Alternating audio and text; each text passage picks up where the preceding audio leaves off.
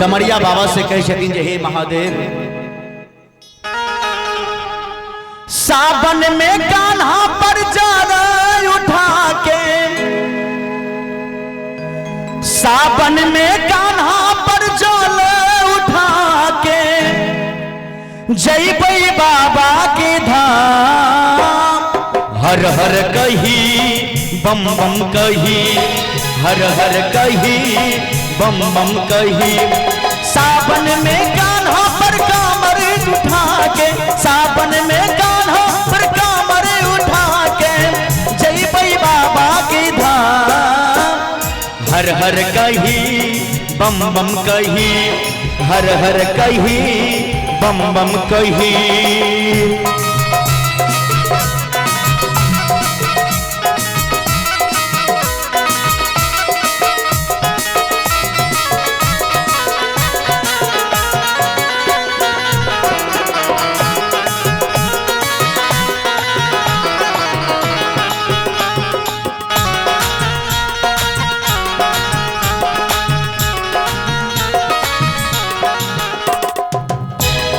और भक्त महादेव से कहे छथिन जे हे समदर्शी, जग के बाबा स्वामी छथिन ओढ़र दुल्हन दानी छथिन, सबके गले से ही साफ करे छे।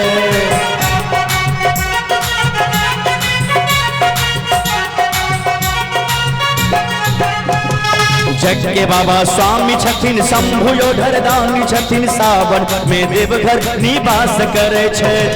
दीन दुखी लूल्ह नगर कान्हा जेल के कामर सबके वो रास्ता में पास करे छे।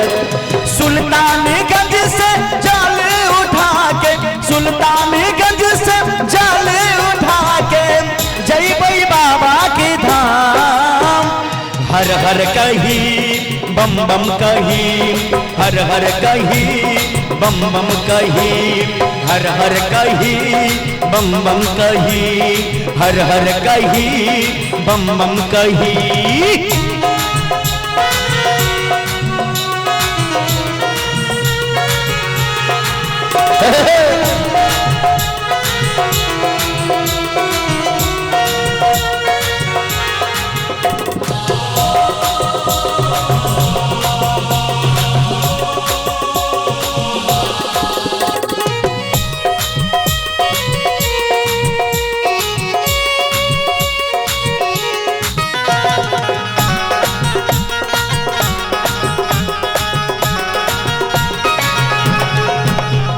देवाधी देव शिव किछ नहीं लेब शिव, दिया आशीष बस मस्त रही।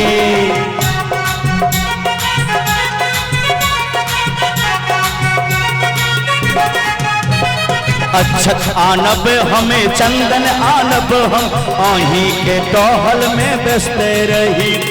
लिखैया रोशन रच रचियो बाबा, लिखैया रोशन रच रचियो बाबा, शंभू के सुनियो तान।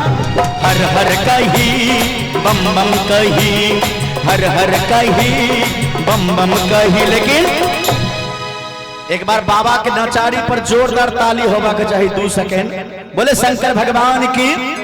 मान लियो हम अहाँ कीर्तन में बैसल छी और कीर्तन में जना सब आदमी ताली बजा के संग कीर्तन करे छिए, तनाहिते सब आदमी सावन में कान्हा पर जल उठा के, सावन में कान्हा पर जल उठा के जइबै बाबा के धाम। हर हर कही बम बम कही, हर हर कही बम बम कही।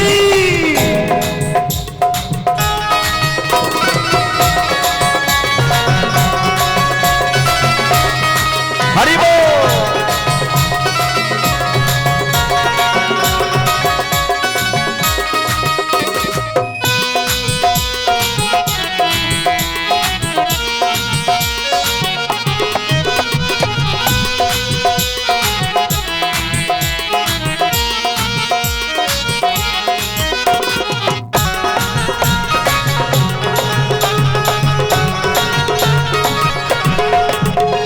देवाधिदेव शिव किछ नहीं लेब शिव, दिया आशीष हमें मस्त रही।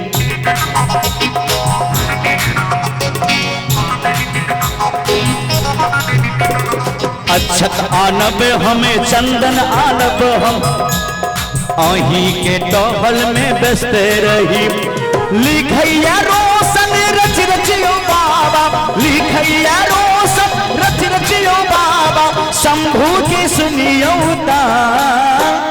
हर हर कही बम बम कही हर हर कही बम बम कही सावन में कान्हा पर कामर सजा के सावन में कान्हा पर कामर सजा के जय बाबा की धाम हर हर कही बम बम कहे हर हर कहे बम बम कहे हर हर कहे बम बम कहे हर हर कहे बम बम कहे हर हर कहे बम बम कहे हर हर कहे बम बम कहे हर हर कहे बम बम कहे।